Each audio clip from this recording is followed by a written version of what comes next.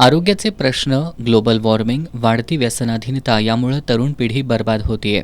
याबाबत विद्यार्थ्यांमध्ये जनजागृती करण्यासाठी जनस्वास्थ्य दक्षता समिती, कोल्हापूर मुख्याध्यापक संघ यांच्या संयुक्त विद्यमानं जिल्ह्यातील 800 माध्यमिक शाळांमध्ये 1 ते 7 जानेवारी या कालावधीत जनस्वास्थ्य अभियान राबवण्यात आलं होतं. माध्यमिक शिक्षण विभाग आणि जिल्हा परिषदेच्या आरोग्य विभागाचं अभियानाला सहकार्य लाभलं. या अभियानातील आदर्श शाळा, आदर्श शिक्षक, पोस्टर स्पर्धेतील विजेत्यांचा गौरव समारंभ शाहू स्मारक भवन इथं आयोजित करण्यात आला होता. सुरुवातीला शाळेच्या विद्यार्थिनींनी पथनाट्य सादर केलं.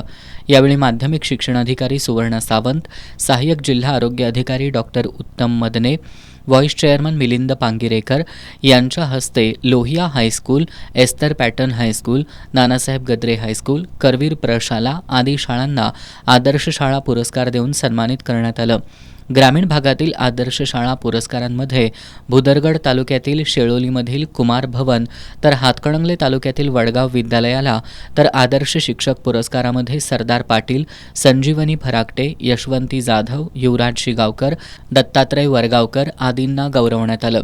यावेळी पोस्टर स्पर्धेत साक्षी धोकटे हिला प्रथम क्रमांक, तर प्रणाली देसाई हिला उत्तेजनार्थ प्रमाणपत्र देण्यात आलं. याप्रसंगी बोलताना सहाय्यक जिल्हा आरोग्य अधिकारी डॉक्टर उत्तम मदने यांनी जागतिक तापमान वाढीमुळे पर्यावरणाचं संतुलन बिघडत चालल्याचं सांगितलं.